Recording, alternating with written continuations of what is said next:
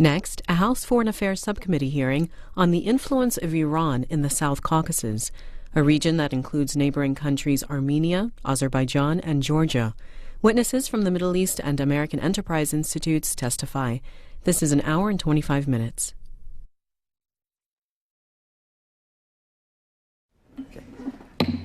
We'll now call the hearing to order. This is a very important hearing, in my opinion. Some of them are not nearly as important as others, but this one is extremely important because Greg and I, the ranking member, and Jean, we're all concerned about the influence of Iran in the entire region of the Caucasus and also in the Gulf region. So today we're here to discuss the influence, the expanding influence in the South Caucasus, but we're also talking about, I intend to talk about some of the problems in the Persian Gulf region because that's of vital interest to us. If the Straits of Hormuz or the Persian Gulf or the Suez Canal are blocked in any way, it could have a devastating impact on the United States because we still get a large part of our energy from that region. I traveled to Azerbaijan and Armenia in early September, and you've been over there too, Greg. Yeah, absolutely. And I also stopped in Georgia and met in Tbilisi with President Saakashvili. When I talked to these leaders, Iran was one of the things that came up at the very beginning because they all feel the influence and the aggressive attitude underneath the covers, so to speak, of Iran. In particular, I think Azerbaijan feels a great deal of concern. And when I talked to the president and the members of their parliament and others there, it was readily apparent to me that they thought that there ought to be closer ties between Azerbaijan and the United States and Georgia and hopefully Armenia. Because Iran is really trying to destabilize or undermine those governments. We believe that's their long-term goal. Iran has been involved in terrorism, as we know, for some time. It's hardly unique in that area. We have seen the Iranian regime operating through organizations such as the Republican Guard and employ such tactics around the globe, including right here in Washington, D.C. However, the proximity of the South Caucasus to Iran, as well as strong relationship with Armenia, Azerbaijan, and Georgia, have with both the United States and Israel, it increases the appeal of the Iranians for targeting those countries. I applaud those governments in the region for their vigilance against the Iranian threat. However, I'm particularly concerned about the security at the U.S. Embassy in Baku, as the age and location of that facility leave our people there particularly vulnerable. I often find myself comparing the geopolitics of the South Caucasus to a Gordian knot. The tangle of the historical and current events leaves countries in the region isolated from their neighbors. Unfortunately, such isolation can play into the hands of powers lying on the periphery of the region. Press reports and conversations that I had while I was in the region indicate that Iran is taking, or at the least has potential to take, advantage of Armenia's regional isolation and thus the country's economic dependence on their common border to use Armenian banks and enterprises to skirt international sanctions. The United States and our regional partners, including Armenia, must be vigilant by fully applying current laws and regulations and by amending sanctions as needed to close the loopholes. I hope that legislation that's currently pending in the Congress makes its way through rapidly that will do just that. Regarding energy, sanctions are an essential tool in our continued attempts to isolate the Iranian regime. However, we have to recognize that for many countries in this subcommittee's jurisdiction, decreasing consumption of Iranian energy means increasing consumption of Russian energy. Such a chain reaction is not in the national interest of the United States. The solution to this problem requires renewed American leadership or partnership to increase the development of resources that lie across the South Caucasus and Central Asia, as well as the infrastructure, the pipelines, and other things needed to transport these resources. I would also like to elaborate a little bit more about Bahrain. We have some people on the panel today that we will ask questions about Bahrain, and they have some intimate knowledge of some of the problems that have taken place there. And as I said before, the concerns that we have in the Caucasus and the whole region is also a great, is only part of the concern that we feel for the region. Bahrain has been an ally of the United States for a long, long time. We have our 5th fleet there. And the attempts by Iranians to work with dissident forces there in Bahrain to undermine that government is something that we must be concerned about. I've talked to the leadership over there, and they are concerned about the problems that some of the people feel toward the government, and they've tried to work with them to solve that problem. But so far, the problems have not all been solved. And for that reason, they continue to try to work with them, even though we know and they know from intelligence sources that Iran is stirring things up over there and trying to undermine that government. Since we have a great relationship with that government, I think it's extremely important that we try to work with them. As long as we have our 5th fleet there, and it's vital to the United States' interest, that we do everything we can to solve that problem, or the problems in that country, without giving Iran the ability to undermine and destroy that government. In conclusion, let me just say that the South Caucasus is of extreme importance, and we have today with us a number of people from Azerbaijan. They've sent a delegation over here to follow this hearing because they are very much aware of how important it is that we illuminate the issue of Iranian expansionism, or their ability, or their attempt to expand their influence throughout the region. The United States must not look weak in this entire region. We have to look strong. If we look like we're weak, it will give them the encouragement that they need to continue to move throughout that whole region. We're concerned, as my colleagues know, about Libya. We're concerned about Egypt. We're concerned about Syria. We're concerned about Azerbaijan, Armenia, Georgia, and the Gulf states, especially Bahrain right now. So I'll end up by just saying that this is going to be probably my last hearing as chairman of this committee, but my good friend Greg, and I'm sure my other colleagues, will do everything they can to make sure we continue to pursue this issue, to make sure that not only the region is secure, but our interests, the United States of America's interests, are safe as well. With that, I'll yield to my colleague, Mr. Meeks. Thank you, Mr. Chairman, and I want to thank you for holding, as you said, this most important hearing. And I also want to say, to a degree, it's sad. Sad because this probably will be your last hearing here in the United States House of Representatives after almost 3 decades of service to our country, and we want to salute you for that. Some, may be with regret not having Dan Burton to kick around anymore. But we indeed are going to miss you, and I got to say that it's been an honor and a personal privilege for me to sit as the ranking member and to work with you over the last 2 years on this subcommittee. Thank you. You have been a chairman that has been very fair and open, and we work together, and you're going to be missed here.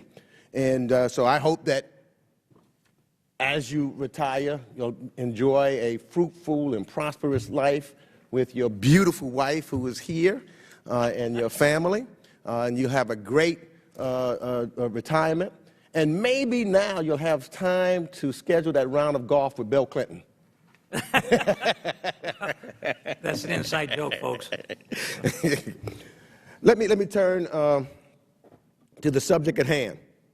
I believe we are dealing with an important question in the South Caucasus region, which represents a complex web of both regional alliances and conflicts, bitter rivalries, varying degrees of Western orientation, desperate economic trajectories, and a potential venue for instability and even violence. In terms of viewing the South Caucasus region from the perspective of this subcommittee, it is important to note that some of our strongest instruments, the Euro-Atlantic institutions of NATO and the European Union, have a weak presence in this region and therefore are not as relevant as they are in the Balkans, for instance. Ultimately, this means that Europe and the United States have less leverage in the region. This allows other countries in the region to compete for political, economic, and military influence in the region. And I'm looking forward to hearing our witnesses discuss this issue today. I really want to hear what you have to say in this regards. I believe that Armenia, Azerbaijan, and Georgia represent trustworthy allies of the United States, but I realize full well that their bilateral relationships are complicated and that they have to take their immediate neighborhood into account also. With only 2 open borders, and one of them being with Iran, Armenia faces the constant threat of isolation, and this is a core driver in managing Armenia's relationship with Iran. Azerbaijan has a sizable diaspora in northern Iran, but a vastly different strategic, social, and political orientation than Iran's leaders. Despite a potential religious kinship between Iran and Azerbaijan, Iran has historically sided with Armenia over the contested region of Nagorno-Karabakh. Furthermore, Azerbaijan enjoys a solid relationship with Israel, which further distances Baku and Tehran from one another. Georgia has the strongest Western orientation in the region, and my sense is that this will remain intact even after their change of government. But like any other country, Georgia is seeking economic opportunities everywhere, including potential trade or investment relations with Iran. I believe there is a potential for Iran to exploit the complicated relationships between each of these countries, and that the others in the region have significant regional interests that compete or overlap with Iran. Simultaneously, each of the South Caucasus nations play an important role in Western relations with Iran, particularly their ability to comply with international sanctions. And I think it is important for the United States policy towards the region to find ways to strengthen this compliance. Russia appears to want to limit both the influence of the United States and Turkey in the South Caucasus, but it is unclear to me whether they also seek to minimize Iranian influence. I have followed with great interest Turkey's attempts to normalize relations with Armenia, and my sense is that such a step holds the greatest potential to improve both stability and prosperity in the region. Lifting Armenia's isolation would not only allow Yerevan greater independence from Iranian and Russian influence, it would also be mutually beneficial for Turkey and Armenia in a number of ways. And I'm interested in hearing the panel's perspectives on whether this is an issue the Turkish and Armenian governments might be able to re-engage on. What we can all say is this, as I conclude, is that it is at no one's interest to see a nuclear-armed Iran. And I look forward to exploring how the South Caucasus region can help the United States and Europe to prevent this outcome. We cannot have that as an outcome. I anxiously await hearing the testimony of our witnesses. And again, Mr. Chairman, it's been a pleasure, and I think that this hearing is very timely at this date. Thank you very much, and I'm sure my wife put you up to that nice comment, so I want to thank you for that as well. Mr. Gallagher. Thank you very much, Mr. Chairman. This is a special day for me as well, a bittersweet day. After having had the honor of serving the People's House for 26 years and on this committee for 24 years and had the honor of chairing this subcommittee, I can't tell you what an honor it's been to serve with you, Dan, not only on this committee, but the next-door neighbor in the Rayburn building for many years, and for bringing this important issue before us today. I can't think of anything that seems to be more timely than bringing this issue up today. I would like to also associate myself with a comment that our ranking member made, a good friend of mine. While I recognize that Mr. Burton does have a beautiful wife here in the audience today, I also have a beautiful wife in the audience here today as well. So, we've had the great honor of having Dan at our home in California, and I'm going to leave the porch light on for the two of you and hope that you will join us out west. It's been an honor to serve with you, Gene. The three of us will be leaving Congress here in a few days. It may be quite a few days with the way things are going on the Hill and over on the other side of town. Hopefully we'll get through that. But words can't express the honor that I feel for having had the opportunity to do so many of the things we've done, and this being our closing hearing. I want to make sure we have ample time for all of our witnesses today, so I will defer from an opening statement. I'd like to place one into the record as a part of the hearing, and just thank you all for the friendship and the dedication you've shown this great country for all the years.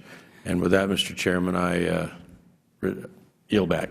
Well, without objection, we'll put your written statement in the record, but I want to tell you, and we're patting each other on the back here today because this is probably the last time we'll get a chance to do that.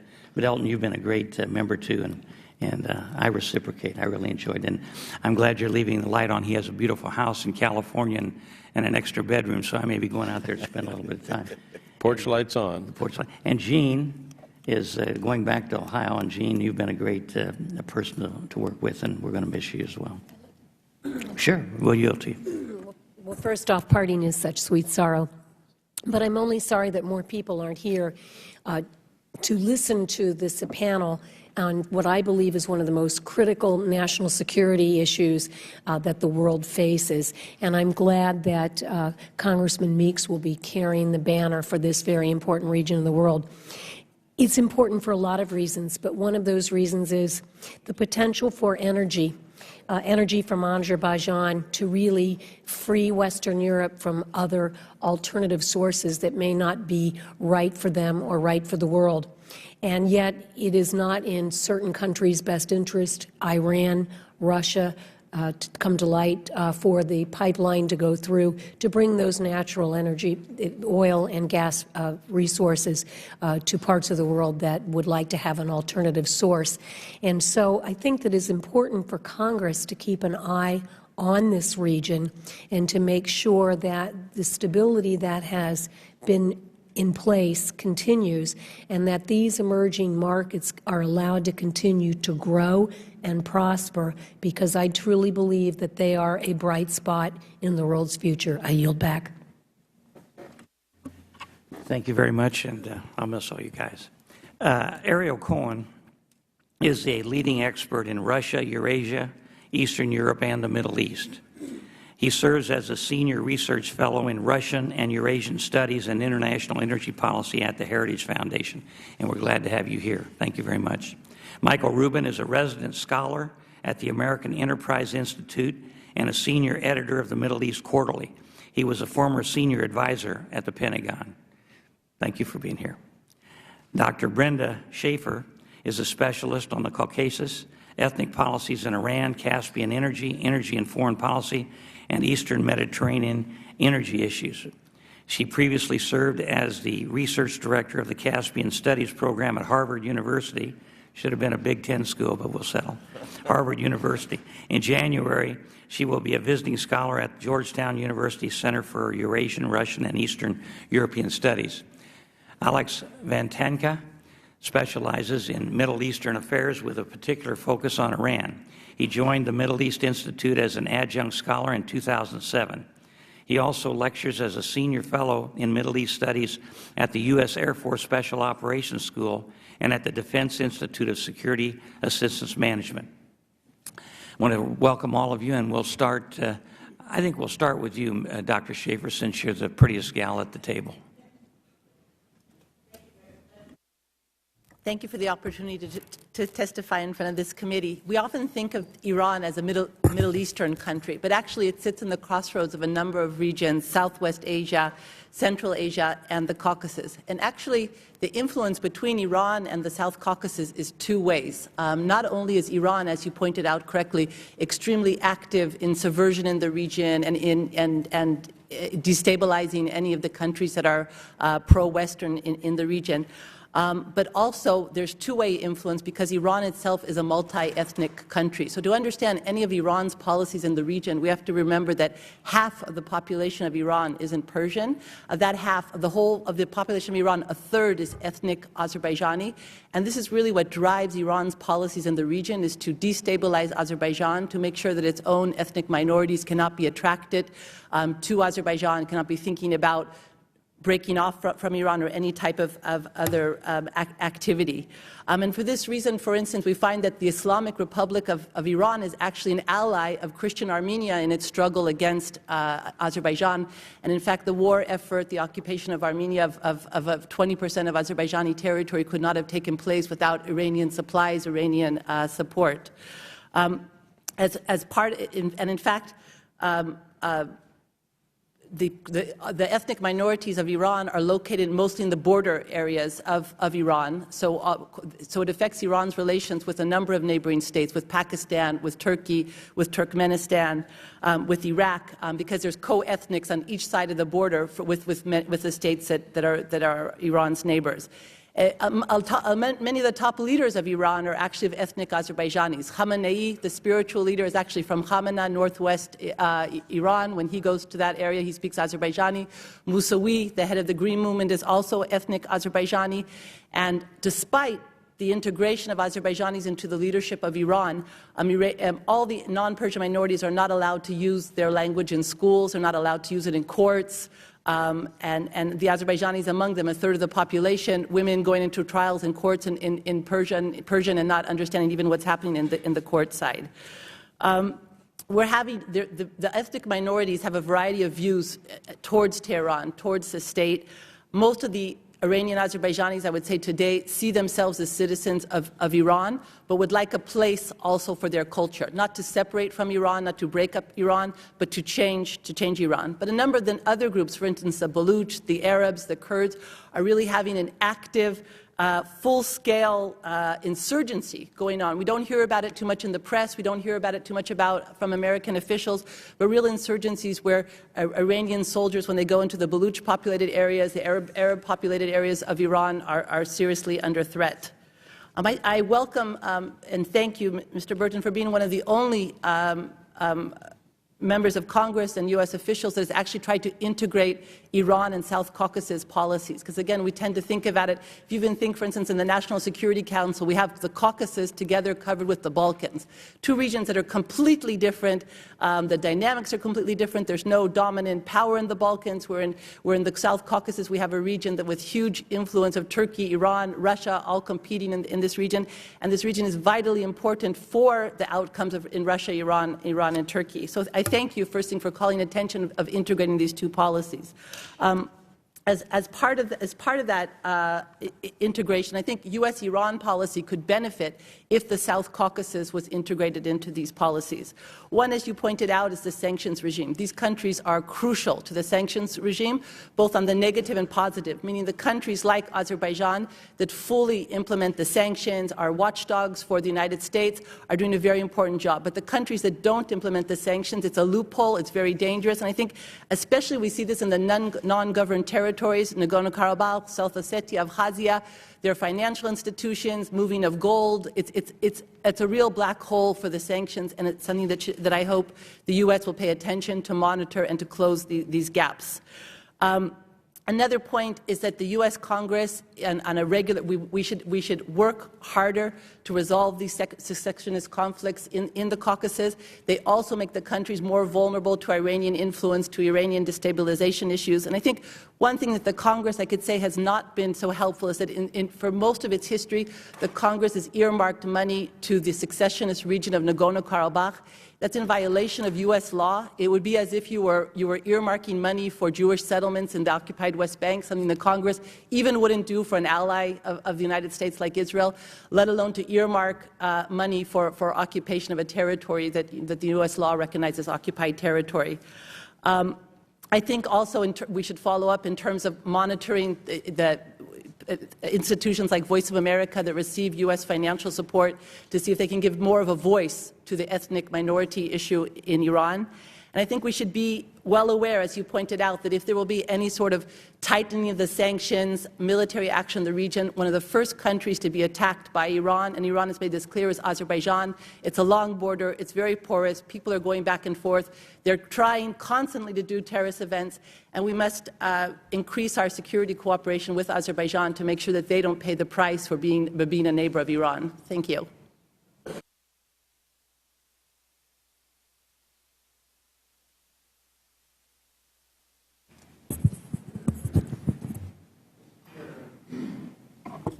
Mr. Chairman, it's indeed with sorrow that I hear about your stepping down. I testified several times, and it was always a great pleasure. I was always very, very impressed by your knowledge and knowledge of other members, and I'm sorry to hear Ms. Schmidt and Mr. Gallegly retiring. The topic today is important indeed. The Islamic Republic of Iran has emerged as a major anti-status quo actor in the Middle East, threatening America's Sunni Arab allies along the so-called Shia crescent, from Lebanon via Syria and Iraq to the Persian Gulf. Iran's implacable hatred of Israel threats to wipe the Jewish state off the map are widely reported. What is less known are the threats Iran presents with its destabilizing influence in South Caucasus. Our country worked for the last 20 years in a bipartisan fashion in the first Bush, Clinton, and second Bush administrations to stabilize South Caucasus, to have for the peoples of the region security, economic development, the rule of law, and democracy. And all these American interests are threatened by Iranian attempts to export terrorism, destabilize neighboring Azerbaijan, bypass UN and EU sanctions. The energy development is also stalling because of Iranian policies objecting to the national sector regime for the Caspian, preventing gas from Kazakhstan and Turkmenistan to traverse the Caspian Sea in pipelines and be shipped further west to Turkey and Europe. But the main current concern is the Iranian export of terrorism into South Caucasus. The U.S. Embassy in Azerbaijan, which I visited in October and spoke to Ambassador Morningstar, and such iconic quote-unquote locations as McDonald's were all targeted by Iranian terrorist cells that were rounded by the Azeri security.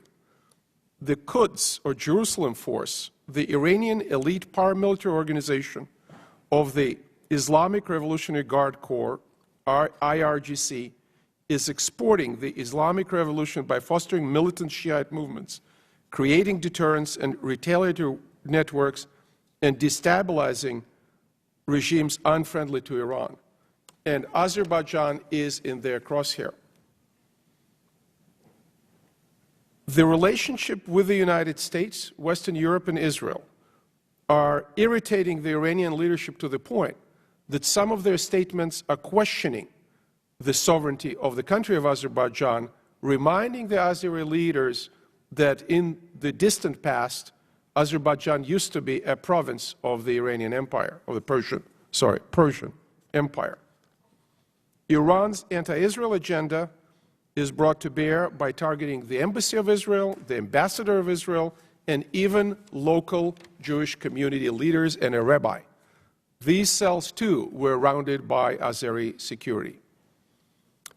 In the broader geopolitical sense, the Iranian activity in South Caucasus is dangerous because they are aiming to bust the sanctions regime by developing their presence in Armenia and Georgia, possibly in Azerbaijan, by putting their front organizations, front companies, to acquire dual-use technology and technology with military applications, to plan banking operations, very important for our treasury effort, such as the Milat Bank, a bank that is under U.S. Treasury sanctions and the British Treasury sanctions. Milad Bank is operating out of Yerevan. The Iranian drug trade is an especially pernicious activity that is targeting South Caucasus, while Iran is becoming increasingly a transit country for Afghan opium and heroin. Iran is running its own drug operations, such as methamphetamine production, supervised by pharmacists and professional chemists, and trying to run this with speedboats into Azerbaijan, etc. I would like the rest of my presentation to be included in the record and just focus on our policy recommendations. The U.S. needs to expand anti-terrorism and drug trafficking cooperation between the U.S. and the 3 South Caucasus states, neutralizing Iranian subversive activities, focus intelligence community efforts on collecting and neutralizing Iranian sanction-busting activities in financial technology transfer sectors in the region, cooperating with our Western European and other allies, uphold the interests of small South Caucasus countries when attempting to construct an effective Iran policy, which leads to elimination of Tehran's nuclear weapons program, sustain energy projects, and help European countries in diversifying their energy supplies by connecting them to energy resources of the Caspian Sea and Central Asia region. And specifically, we should support and help Turkey and Azerbaijan and Europe to finalize the TANAP and Nabucco West projects. Finally, we should develop a comprehensive interagency soft power strategy, including broadcasting, including exchanges, to powerfully support the Iranian opposition, including that of the Iranian Azerbaijanis, and leading to a victory of democratic forces in Iran. As Professor Blank of the U.S. Army War College wrote, the administration has here treated South Caucasus as an afterthought or as an overflight issue on the road to Afghanistan. Such neglect is dangerous and misconceived. The mounting threats in the Middle East, Iran, and the Caucasus show how vital it is that the U.S. strengthened pro-Western regimes, for if we continue to neglect the Caucasus, this neglect will quickly become malign, and malign neglect invariably generates not only instability, but also protected violence. By its aggressive action, Iran is endangering the fragile equilibrium in the strategically sensitive region, which is important for the U.S. interests. America should remain vigilant and deter violence, extremism, and terrorism practiced by the Islamic Republic against America's friends and allies in the Caucasus. Thank you so much. Thank you, Doctor. I think we'll now go to you, Michael. Thank you very much. Mr. Chairman, honorable members. Oh, incidentally, before I do, Dana Rohrabacher, Congressman Rohrabacher from California, has joined us. He's a valuable member of the Foreign Affairs Committee. And next ranking member. And the next ranking member from New York. Thank you for coming. Yeah, we appreciate it. He's going to be the ranking member of the full committee, so we're pleased to have both of you here today. Thank you. And with that, we'll go ahead with your statement. And if we could keep your statements to 5 minutes, it'd be great. It will be. Mr. Chairman, honorable members, thank you for the opportunity to testify. Iranian officials sometimes quip that they play chess while Americans play checkers. Increasingly, this appears to be the case in the Caucasus and the surrounding region. While many American policymakers focus on Iranian influence and activity in Afghanistan and the broader Middle East, and perhaps describe the Islamic Republic as a regional power, the Iranians themselves now describe themselves as a quote-unquote pan-regional power. Iranians have a sense of near abroad over the former domains of the Persian Empire as strong as that of Russian nationalists who pine to exert their influence over the states of the former Soviet Union. Azerbaijan, Armenia, and Georgia are front and center in this conception. Iranian strategy is multifaceted, combining both terror campaigns and soft power. Beyond headline-grabbing bombings and assassination plots, the Islamic Republic seeks to expand its reach through education and with charities. Within the Caucasus, the Islamic Republic concentrates its subversion efforts at Azerbaijan. Azerbaijan is one of only 3 countries beyond Iran, Bahrain and Iraq being the others, which is majority 12 or Shiite. Because these countries' success challenged the claim that the Islamic Republic's rule is divinely inspired, Tehran subverts them. Baku's rejection of religious populism and its mosque-state separation contrast sharply with Iran's theocracy. The fact that Azerbaijanis enjoy a greater life expectancy, are more literate, and because of recent sanctions on Iran, enjoy greater purchasing power than Iranians embarrasses the Iranian clergy. It is hard for the Supreme Leader to claim that he presides over a near-perfect Islamic system as the deputy of the Messiah on earth, when secular governments outperform him. As I detail in my written testimony, Iran has sought to undermine Azerbaijani territorial unity and sponsored anti-Western political parties. After attempts to send radical missionaries into Azerbaijan failed, Tehran shifted to provide scholarships to train Azerbaijani clerics in Iran. This has been a tactic which has paid long-term dividends to the Islamic Republic and other countries like Bahrain. Iranian authorities also utilize charities to expand their influence. Of myriad Iranian charities, the Imam Khomeini Relief Committee is the regime's chief aid organization abroad.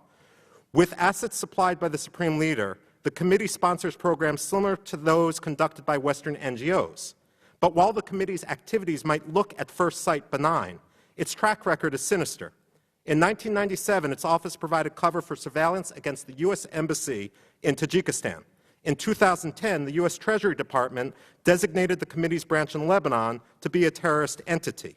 With both Revolutionary Guard and Relief Committee funded from the same trowel, it's likely that the committee offices in Azerbaijan now also provide cover for Revolutionary Guard activities. Is Armenia the weak link, however? For American policy, Armenia is the weak link. It increasingly provides the central pivot for a Russia-Iran axis which undermines both U.S. interests and national security. In 2008, U.S. diplomats concluded that Armenia shipped Iran weaponry, which the Islamic Republic used to kill Americans in Iraq. Whereas the Armenian government has long sought to keep its banking cooperation with Iran outside the limelight, Armenia's warm embrace of Iran is apparent. Sanctioned Iranian banks appear to operate in Yerevan. In October 2011, the Iranian press reported that a member of Armenia's nuclear energy organization suggested that Iran had enticed several Armenian nuclear scientists to work in Iran's nuclear program. While the Armenian American community is vibrant, it is unfortunate that organizations representing the diaspora in the United States do not do more to encourage change in the Armenian government's behavior. By ignoring Armenia's pro-Iranian orientation, Armenian American community, the community squanders an opportunity to build a true strategic partnership between Washington and Yerevan. What worries me looking into the future is this. The strategic situation has never been more perilous. The recent Georgian elections threatened to radically reorient Georgia, which under President Saakashvili has been reliably pro-Western. A reorientation of Georgia's relationship with Iran might accompany its shift to Moscow. Georgia is not the only company in play. While there remain sectarian tensions between Turkey and Iran, it would be a mistake for American policymakers to assume Turkey will cooperate with the West regarding Iran. To dismiss Turkish outreach to Iran, such as the gold for gas scheme, as simply economic opportunism, misses the point. Across administrations, U.S. strategy is too often reactive rather than proactive. Alas, the absence of a coherent U.S. strategy to counter and roll back Iranian influence in the Caucasus increasingly proves the Iranian chess and checkers quip correct. Thank you very much. Thank you very much, Doctor. Mr. Vidanka. Thank you very much. Chairman Burton, members of the committee, thank you very much for having me here this afternoon. It's an honor to join you. I wanted to focus on Iran's failures to project its influence into the South Caucasus region, if I may. As been said, Iran has deep roots in this part of the world. It is the giant neighbor to the south, after all. Much of the South Caucasus has at one time or another been under Iranian influence or been part of the Persian Empire. Therefore, cross-border, that is to say people-to-people ties remain strong. By most estimates, there are some 20 million people in Iran that are ethnic Azerbaijani. Just to remind everyone, that's over twice as many as you have in the Republic of Azerbaijan. One of the largest Armenian diaspora communities anywhere in the world is also to be found in Iran, estimated at some 80,000. But I would argue that while Iranian civilization is close to the peoples of the region, the worldviews and goals of the Islamist regime in Tehran have no appeal. I think we have to deal with three key facts when assessing Iran's influence in the South Caucasus. First, because the Islamist regime in Tehran is beholden to Russia and Moscow's support oftentimes that it provides to Iran in places like the UN Security Council, the Iranians are very worried about upsetting Russia's interest in the South Caucasus. This is best reflected by Iran's position in regards to Armenia and Georgia, where Russian interests are strongest. I have provided more detail in my testimony and provided some examples. Second, I think when we have a failure, it's Iran's so-called big brother approach, which I think is heavily tainted with an ideological syndrome.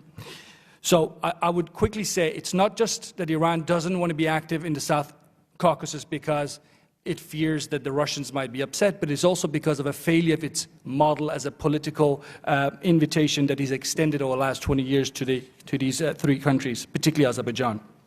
In Azerbaijan, where Russian interests are least sensitive, in my view, Iran has also failed to gain any traction. This is thanks to, where Iran has basically insisted on Baku sharing its anti-American and anti-Western positions, and this is a call which the authorities in Azerbaijan have repeatedly over the last 2 decades rejected. I think Baku would have been far more open to Iranian overtures if Iran did not insist on this anti-Westernism as a common platform. But I'm afraid to say that seems to still be the case if you listen to the latest statements coming from Tehran. One of the best examples of how Iranian intervention in Azerbaijan have failed to result or produce results for Tehran is this Iranian insistence that Azerbaijan walk away from its relations with the State of Israel. In doing so, not only does Iran want to impose this ideological will on a smaller and pro-Western neighbor in Azerbaijan, but it also fails to recognize the needs of Baku. In my conversations with diverse voices in Azerbaijan, I was constantly reminded of the fact that the State of Israel provides material support to Baku as the country develops and looks to enhance its international position. What can an internationally isolated Iran in turn offer Azerbaijan? The answer to that is very little, at least while Tehran pursues the policies that he's pursuing at the moment. Let me also say this. This is widely recognized to be a problem by those non-ideological actors in Tehran. They see the problem. The trouble is they're not in the driving seat. So they're just banging their heads against the wall saying we're losing on a regional level, and the narrow sets of interest around Ayatollah Supreme Leader Ali Khamenei are calling the shots to the detriment of the national interest of the country of Iran. Let me just very briefly say a few words about the Iranian influence that does exist. This refers to Armenia and Georgia. It's very important to recognize that overwhelmingly we're talking about economic cooperation and trade between Iran versus Armenia and Georgia. These countries are not looking to, it's very important to emphasize this, these countries are not looking to hear the Iranian political message of anti-Westernism. They look to Iran, particularly Armenia, out of simple necessity and a geographic reality that they have to deal with. But whenever they can, they have preferred Western partners, particularly look at Armenia's continued pursuit of better ties with Turkey. In conclusion, let me very briefly say that the South Caucasus, when you measure the Iranian influence there, simply does not match the proximity of Iran and historical ties that that country has with the region. And this can be, as I said, overwhelmingly blamed on Iran's insistence on this anti-Western platform that it continuously seeks and will not get from the 3 states of the Caucasus. Final point I make, and I'm running out of time, I say the only real negative driver that I can see changing the status quo is if the Iranian standoff with the U.S. and the international community continues, there is a likelihood that radical elements in Tehran, and we've already heard this, will look at the region, particularly Azerbaijan, as a platform and a battleground to confront the United States and its allies. Chairman Burton, members of the committee, thank you very much for your time. First of all, before I take my time, I want to congratulate Mr. Engel on being the ranking Democrat. He's going to be a powerhouse here on the committee for the next couple of, well, maybe 6 years. So congratulations. You worked hard for it and you deserve it. One of my concerns, and the reason I wanted to hold this hearing, is because we've been focusing on Iran's nuclear program. We've been talking about the threat that presents to the entire region and how Israel would have to respond to that in the event that they continue with that program. But one of the things that is not being discussed is what this hearing is about today, and that is the subversive movement by Iran to undermine governments in the entire region. Our hearing today is on the Caucasus and that whole region, but I want to go into a broader area. Bahrain is one of the areas that I'm very familiar with because I was in the Persian Gulf region recently. It's not under this committee's purview, but it fits into the overall problem that we see. So I'd like to start with you, Dr. Rubin, and ask you what you think of Iran's underground movement to try to undermine those governments to gain more and more influence, and how extensive is it? And I'd like for you to include Azerbaijan, that whole region, Georgia, Armenia, and I'd like for you to also interject into your comments, and I'll let your other colleagues speak as well, what's going on in Bahrain and in the Persian Gulf. Sir, I spent 14 years in a Quaker school, and when I was being schooled in the Quaker school, we always learned that multiculturalism was always about appreciating our differences. But fundamentally, multiculturalism isn't about walking into a sushi restaurant and ordering a mojito. It's ultimately about different peoples thinking in very, very different ways. When it comes to Iran, we need to recognize that both in the Constitution and in the statute of the Islamic Revolutionary Guard Corps is the imperative to export revolution. In the year 2008, the former president, Mohammad Khatami, said, well, when we talked about export of revolution, what we meant is to build ourselves up into a soft power, power which everyone around could emulate. And it was actually the Revolutionary Guard and the hardline judiciary which shot him down and said no. Export of the revolution is fundamentally about insurgency. I've detailed this in my written testimony. Now, when it comes to the Iranian strategy, I already talked about the soft power strategy of trying to infiltrate people in through charities. We also have the infiltration in through the media as well. Within Bahrain, there's a special problem, and I highlighted this, the parallels in Azerbaijan. In Bahrain's case, because of Saddam Hussein's crackdown in Iraq over the decades, most Bahraini clergy, instead of going to Najaf and Karbala to study, ended up going to Qum in Iran, where the Iranians tried to indoctrinate them.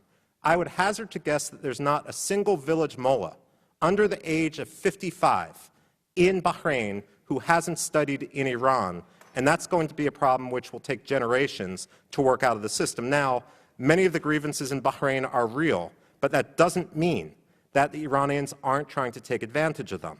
As you know, earlier this year I went to Bahrain, and when I was meeting with the opposition, I found many of the younger opposition to be quite sincere.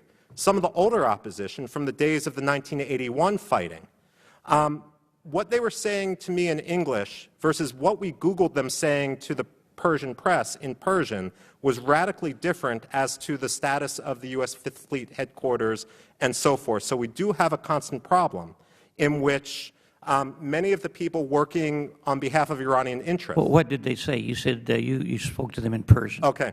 When they spoke in English, they would talk about how we genuinely want reforms, and that so long as the reforms occur, the United States, of course, would be welcome to keep the Fifth Fleet headquarters in Bahrain. Not when I spoke to them in Persian, but when we Googled their names in Persian to call up what they had said to the Iranian press, they talked about how the colonial vestige of the American Satan must be expelled forthwith. So a slight difference in tone between what they were saying in English and what they were saying in Persian. That's constantly a problem, of course, in the Middle East, as you know, where interlocutors will be told one thing and they will be told another subsequently. When it comes to television, most Bahrainis will listen to Iranian television and radio almost exclusively, most Bahraini Shiites, I should say. Now, when it comes to the Bahraini the media, oftentimes what the Iranians will do is distribute cell phones, distribute video cameras, and urge students to be stringers. If you can film anything of interest, send it back and we'll give you a salary. This encourages people to film greater unrest. Instead of having one Voice of America correspondent in the area, imagine having 500 Voice of Iran correspondents in the area, and this is ultimately the problem we have. Mr. Rubin, we'll proceed with that, I want to give you all a chance to respond. But Mr. Rohrabacher has to catch a plane. He's got to go back to California, and he's going to be very active in this region in the next couple of years, I understand. So Mr. Rohrabacher will recognize you so you can catch your plane.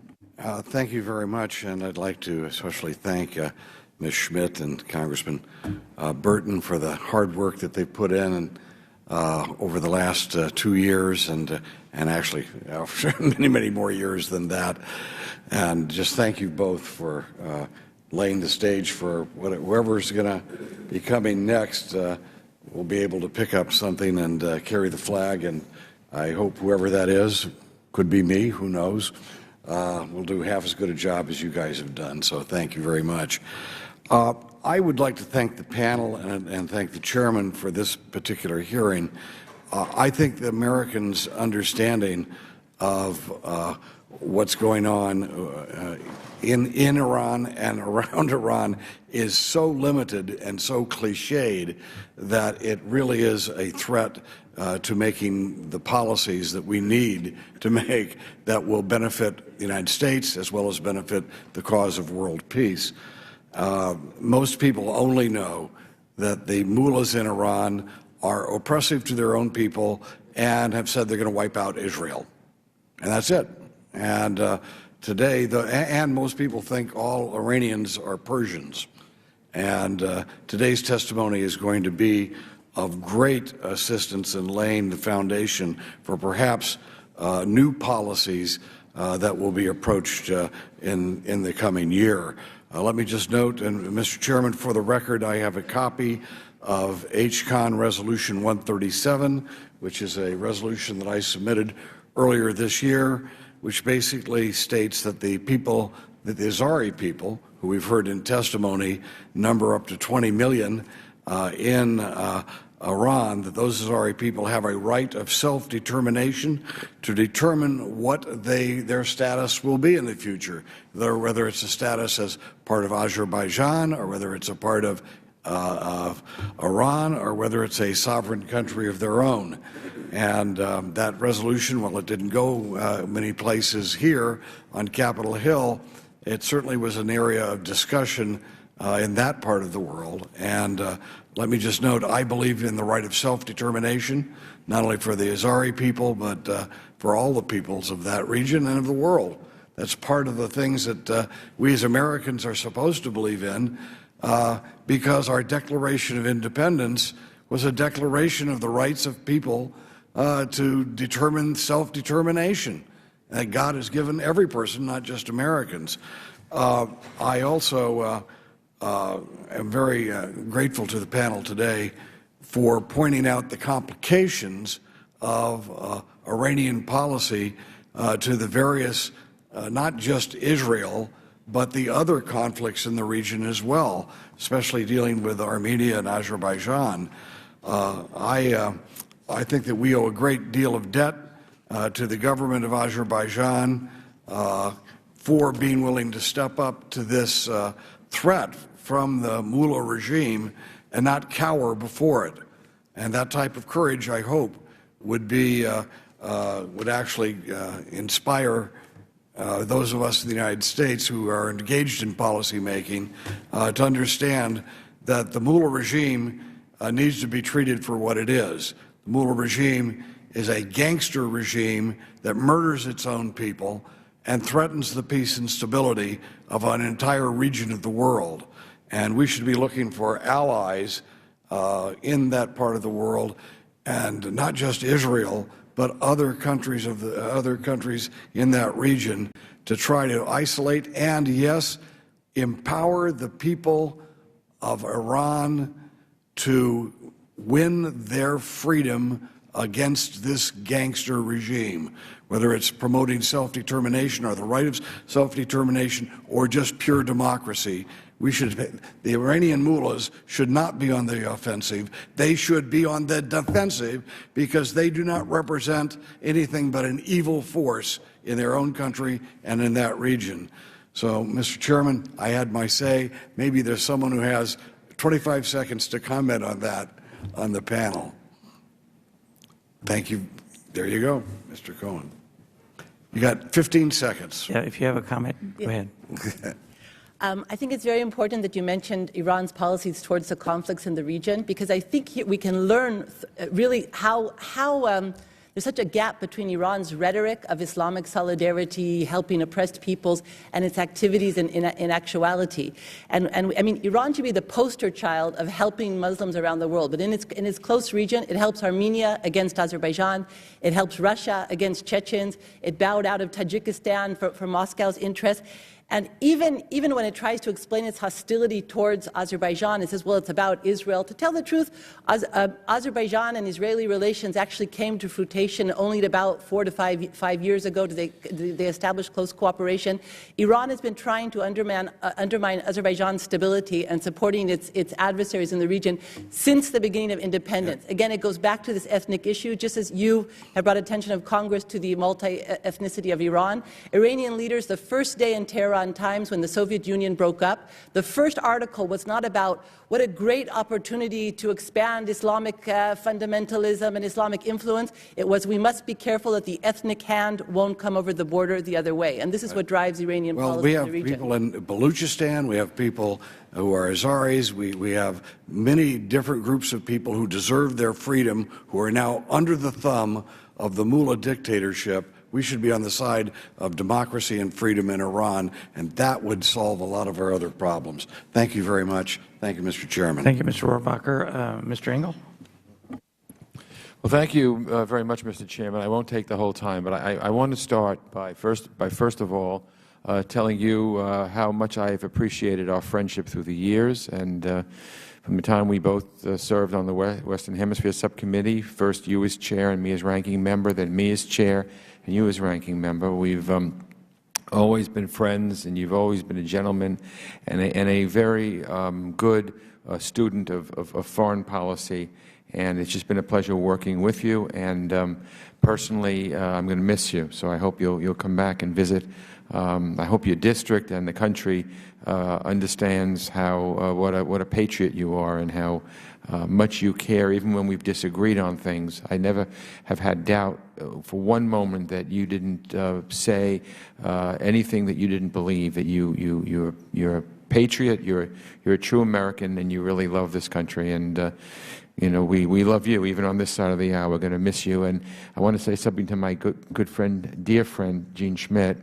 I'm going to miss you too, my co-chair of the Albanian Issues Caucus, and someone that I've gotten to know very well. We've traveled together, as Mr. Burton and I have, and we've gotten to know our families on a personal level, and I'm going to miss you very, very much. And you too are a great patriot and an amazing woman, amazing woman. I don't know, I tell a little tail out of school, but when we're traveling abroad, we always have these big, strong Marine guys or whatever following us and taking care of us and whatever. And Congresswoman Schmidt is an avid runner. She competes in all kinds of classical marathons. Thank you. And I want to tell you, those Marine guys that are less than half her age, they couldn't hold a candle to her, and she gets up at 4:30 in the morning and is ready to do running.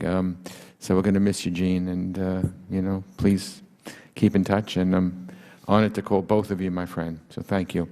I wanted just to ask anyone who'd care to answer for just one question. It involved relationship with Azerbaijan and Israel. There had been reports, I guess it must have been 6 months ago to a year, I guess, where there was talk that Azerbaijan had agreed to let Israel use its bases in case Israel felt it had to make a strike on Iran to destroy Iran's nuclear capability. There seemed to be whether it was our State Department or someone somewhere went public on it, and it seemed to me that it undermined any kind of deal that Azerbaijan and Israel have had. I'm wondering if any of you can shed some light on that for me, and just tell me your thoughts, because I have to tell you, my thoughts were, I was disappointed when I thought on the U.S. side that we were sort of bringing that to light. I thought that was something that was better left unsaid.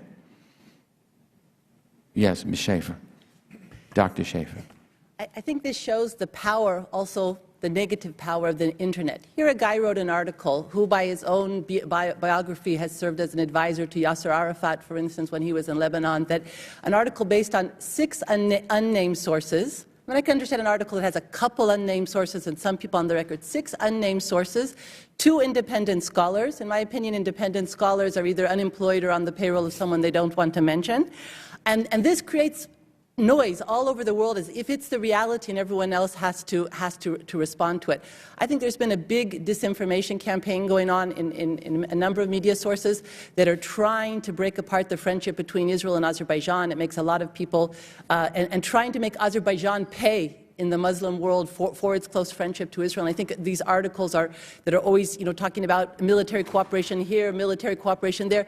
If you show a map, there's a lot of countries that if Israel is going to have a military attack on Iran, there's a lot of countries it has to pass over before it gets to Azerbaijan. Azerbaijan is a landlocked country, so that would mean that its planes were flying over Turkey, Georgia, and another of other countries before it reached Azerbaijan.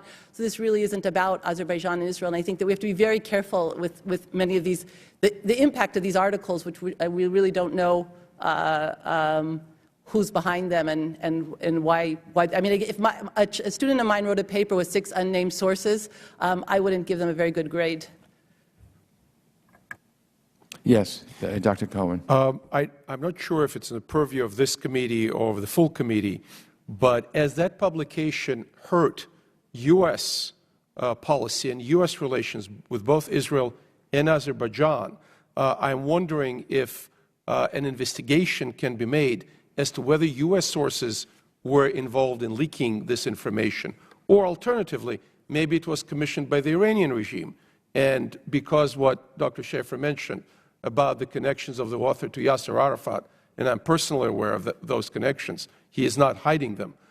It could be it was done on behalf of the Islamic Republic here in Washington, which also raises very serious questions as to the influence of that. Mr. Chairman, if I may, to go back to the Bahrain issue. If you look at the map, Bahrain is there across Iran on the shores of the Persian Gulf. As Dr. Rubin said, Bahrain has 70% Shia majority. Iran, some Iranian officials claim that Bahrain is the 14th province of Iran. This is kind of rhetoric that we heard by Saddam Hussein, which led to the war in Kuwait. So this is a highly explosive territorial claim. And if through its military power or through subversion, supporting the Shia radicals in Bahrain, Iran overthrows the current regime and establishes hold on Bahrain, then it closes the Persian Gulf from both sides, with tremendous implications for energy traffic. 40% of all oil in the world is shipped through the Persian Gulf, and it establishes an Iranian bridgehead on the southern or eastern shore of the Persian Gulf, aimed right at Saudi Arabia. So geopolitically, purely looking at the map and understanding that such a step would unfortunately prevent the Fifth Fleet to continue being there, this is a development that Iranians are pursuing and that is extremely dangerous to our national security interests, to the interests of kingdoms of Saudi Arabia, and to our allies in the Persian Gulf. Thank you very much, Mr. Meeks. Let me also join the chorus to say to Gene Schmidt that we will miss you. I was thinking before Elliot, when he was talking about our travel together and the fact that you outrun everybody, but also the fact that we've gotten to know one another on these trips and to talk about family and friends and life and what it really means, and your dedication as a true patriot to this great country of ours. And so we're going to miss you and the service that you've rendered here in the United States Congress, and I want to wish you well in your future endeavors. Let me now go to the witnesses. As I indicated in my opening statement, it seems to me influence is stronger when you can divide and conquer. It seems to me if you can divide folks up in the regions, et cetera, then you can have more influence, and that is what my concern is to a large degree in the South Caucasus. And that's why I'll just open up with this question. I've been watching and reading because I think it's extremely important if we could get Turkey and Armenia to have better relationships, to move that tighter together, because as you have them divided, et cetera, that help weakens the relationship. So my question is, the first question is, do you think that there's any prospect, maybe, because I always have the statement that there's two of the oldest forms of relationships between countries. One is trade or economic engagement, and the other is war. I like trade and economic engagement much better than war to try to have relationships. So I was wondering whether or not, did you see that there's any prospect for increased economic engagement between Armenia and Turkey, or with the relaxation of the closed border between Turkey and Armenia, or even the normalization of diplomatic relations in the region? Will that make a difference, or do you see that being possible anytime soon? And I'm one that believes the glass is half full all the time, but I'd like to get your viewpoints. We can start. Go ahead, Alex. I'll be very brief, if I may. As far as I can see, the Turks have already said they're interested in that kind of a development vis-a-vis Armenia. And Armenians, as I stated earlier, definitely trying to expand in terms of the partners that they have in the region. But I'm not sure about the timing right now. Certainly, I think the Turks have their hands full with everything that's going on in the region, specifically in Syria.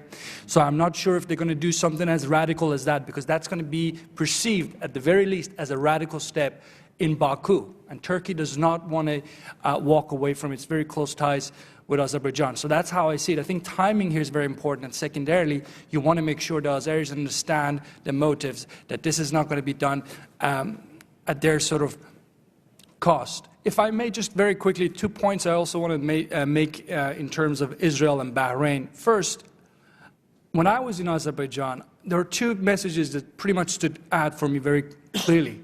One was the Israel-Azerbaijan relationship is not just about Iran. It's a key factor, but it's more about developing Azerbaijan's diplomatic, economic, and political clout on the international stage. Israel has been forthcoming, so that, I think, is an important factor to remember. But number two, equally important, Azerbaijan, as far as I could see, is not interested in becoming battleground and certainly doesn't want to be involved in a war with Iran. It will play its role, as far as I could see, as an international partner in terms of maintaining the sanctions and so forth, but it's not going to sort of stick its head out because it certainly doesn't feel comfortable in that regard. On Bahrain, the thing to remember, again, I was in Bahrain this year, and one of the issues, again, that stood out, clearly there's some genuine grievances on the ground, and I heard Bahraini officials admit to that. So there are things, reform that needs to be done on the ground. Where the Iranian danger comes in if there's a vacuum.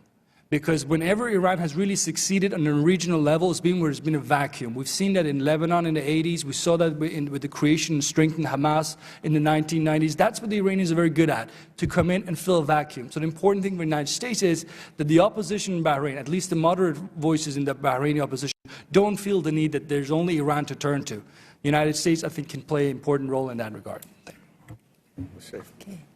Yes, Mr. Meek, I think you're correct that the conflicts create vulnerability to the countries for Iranian influence, for Russian influence, and for precisely this reason, the normalization between Turkey and Armenia and the opening of the Turkish-Armenian border has to take place in a greater regional context. Meaning, if you just look at Turkey, Armenia, and you say, okay, fine, they trade. Yes, there could be many benefits, but we have to use this border issue as a means to further resolve the Nagorno-Karabakh conflict. Because if one border happens, but still the conflict between Armenia and Azerbaijan continues, we won't have peace in the region, and we won't have that kind of stability we want to achieve. And in fact, today Armenia occupies 20% of Azerbaijan's territory. The only non-military means, the only thing Armenia wants that it doesn't have is actually the trade with Turkey. And therefore, we have to use that lever for some movement in the peace process, maybe not the whole resolution, for Armenia to leave a few of the occupied districts to show some sort of sign of the process moving forward, and so to put peace, again, peace on two sides of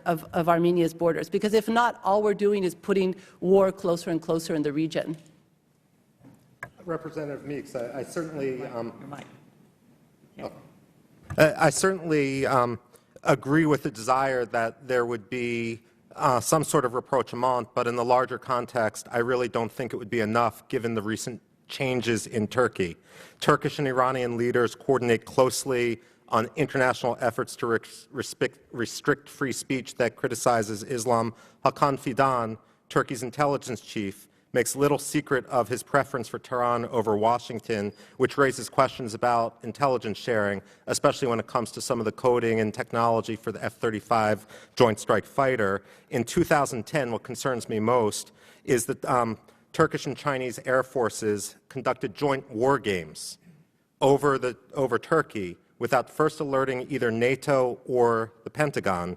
And, of course, the Chinese fighter jets couldn't have gotten to Turkey if they hadn't stopped first and refueled in Iran. What I see now, beyond just the issue of the Turkish-Armenian dispute, is that Iran feels that it's about to deliver us a coup de grace, because they have Armenia in their camp. Increasingly, they seem to have flipped Turkey in many ways. They are very optimistic about what the future will bode with regard to Georgia, which leaves only Azerbaijan behind, which leads me to think that even if you do have some rapprochement between Turkey and Armenia, that we're going to have a much hotter time in the region over the months and perhaps year to come. Just to follow up on this, Armenia enjoys a historic and strategic relationship with Russia. It has very strong ties with Iran. So 2 out of 3 major powers in the Caucasus are in the Armenian corner. On the other hand, Turkey historically is supporting Azerbaijan and made it clear to Armenia after the memoranda were signed back in 2010, I believe, 10 or 9, in 2009, that Turkey will link the opening of the border to progress on the Karabakh issue. And we understand that because countries support their allies, and in case of Turkey, Azerbaijan is an ally. But I also want to support what my colleague, Mr. Rubin, said about Turkish-Iranian relations. Those relations are developing, and doubling of trade by 2015 between Turkey and Iran, while Iran is under international sanctions, is proclaimed again and again as a strategic goal of the Turkish Republic, which raises a question how our ally Turkey is playing a policy or conducting a policy that appears to be contradicting our sanctions against Iran. But let me, and I know I'm out of time, but just following up on that, though, it seems to me, and this is what I also stated in the opening statement, that when you look at some of our allies, whether it's Turkey in particular, and others, they look at their natural interests, and they are dependent upon either Russia or Iran for their oil or their resources. So they go back and forth because they need it, and one or the other could be bad for us, etc., if they're completely dependent upon it. So people are looking at what they have in their particular regions. What I would think then, in order to eliminate some of that, and I throw that question out as my last question for now, and then I yield to the chair, to Jean, is my thought is what could we do to help transit from the Caspian so that we can get oil into these regions so they're not dependent upon Russia or Iran. And what do you see the United States doing, or how we can be more helpful to make sure that transit exists so that they can get the resources they need with regards to what they need for their vital necessities? Sir, these are very important questions. And on oil, the United States took a principled and active position both under Clinton and George W. Bush, to promote the Baku-Tbilisi-Ceyhan, Ceyhan is a port in Turkey, oil pipeline. That pipeline is at capacity of about 1 million barrels a day, but because of the Iranian obstructionist position on delineating and demarcating the Caspian, additional oil pipelines cannot be built from Kazakhstan, for example, and they're going to have to ship that oil into the Baku-Tbilisi-Ceyhan pipeline by tanker. On gas, the same Iranian position prevents gas from going from Turkmenistan or in the future from Kazakhstan into Azerbaijan and then into Turkey. But today, the Tana pipeline, the Trans-Anatolian pipeline between Azerbaijan, Georgia, and Turkey is going to be a pipeline that will supply additional gas and also natural gas from Kurdistan, from the northern Iraq, can be pumped into Turkey and then further to the European markets. Additionally, Turkey has excellent relations with Sunni Arab countries, many of which are exporters both of oil and liquid natural gas, like Qatar. So Turkey has its sources of both oil and gas, and if Turkey wasn't so disruptive in its relationship with Israel, there could be a place of discussing the Israeli and Greek Cypriot offshore gas fields supplying some gas to Turkey in the future. Unfortunately, the Turkish leadership today is at the head of the crowd that is bashing Israel and supporting the terrorist organization, Hamas, including in the last attacks on Israel with rockets. And right now, I think Turkey shot itself in the foot by excluding itself from the East Mediterranean gas development of Israel and Cyprus. Thank you. Before we go to my good friend Gene, let me just say that you have been an outstanding panel, and I hope that we can get the information you're giving us today out to everybody, because I don't think the things you're telling us today are widely known. And so we really appreciate you being here. Gene?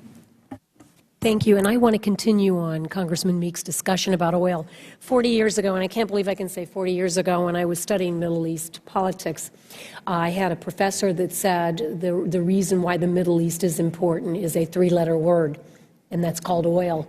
And it still is, and as we look at the emerging markets of Azerbaijan and Kazakhstan, we see oil-rich, natural gas-rich countries that really want to not just continue the development of these energy resources, but also distribute it into areas that, quite frankly, are good for international security, which I'm talking about is Western Europe, which right now has to get their energy sources from places that aren't so popular.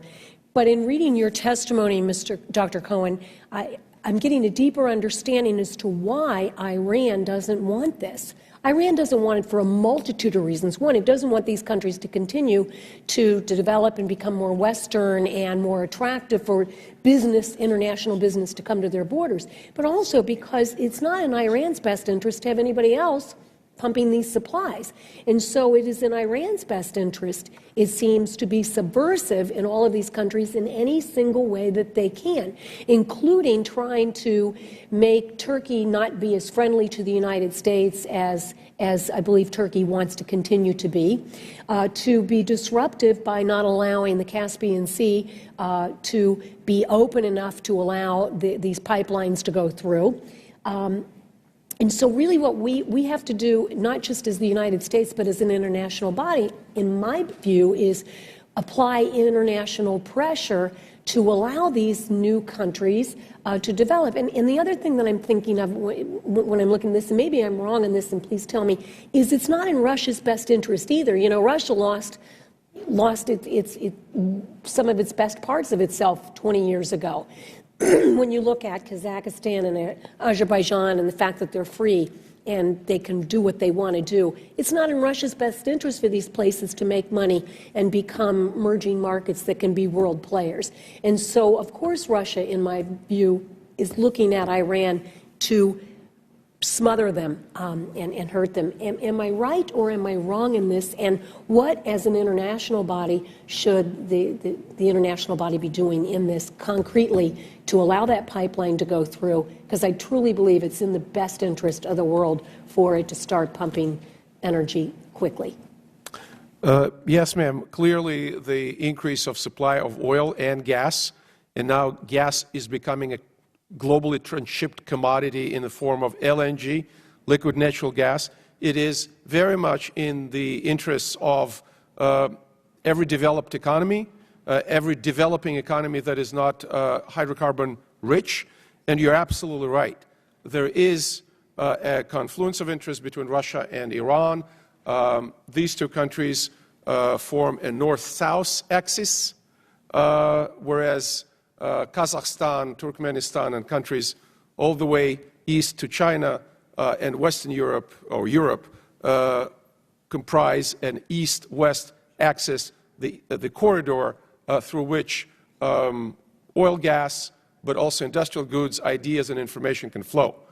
The Russian situation is not dissimilar. The Russian situation in Europe with gas is similar to Iranian or Saudi situation with oil. It's all about market share. Right. So if you have Azerbaijani gas, Turkmen gas competing with the Russian gas in European markets, or for that matter, Qatari LNG or LNG from Algeria or Nigeria, it will drive the market share down. It may drive the prices down. And Europe is really at a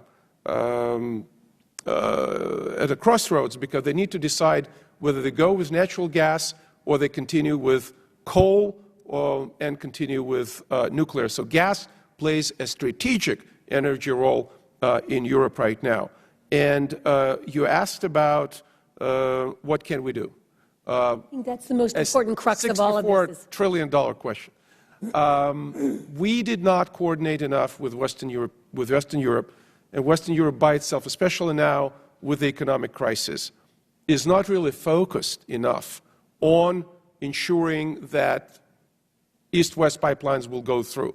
I think they lost to the Russians on Nabucco, the big pipeline that was supposed to come for gas from the Caspian through Turkey into Western Europe. But TANAP is a good, smaller alternative to Nabucco with a spur, a side pipeline, most probably what is called West Nabucco, which is a pipeline to Austria. We could have done more, especially when the regime, the leader changed in Turkmenistan. I had conversations with senior State Department officials saying, let's invite the new leader, the new president to Washington. And there was a huge pushback because they wanted for the foreign minister to visit, then they wanted the prime minister to visit, then they were concerned, justifiably so, about the human rights in Turkmenistan. In the meantime, Mr. Putin was there in 2 weeks signing deals. The Chinese now are the principal buyer for Turkmen gas. So I do not want to present it as only a zero-sum game, but this is a game of immense and intense competition between the buyers of these natural resources. Hi. Yes, Russia and Iran have been allies in trying to make sure that less and less oil from the Caspian region reaches international markets. Unsuccessful, thanks to really strong U.S. policy efforts in the early days after the Soviet breakup. But where actually Russia and Iran are rivals is the question of natural gas. And I talk about this in depth in my testimony. The only country that really has the volumes that could be a true rival to Russian dominance in a number of markets in Europe is Iran.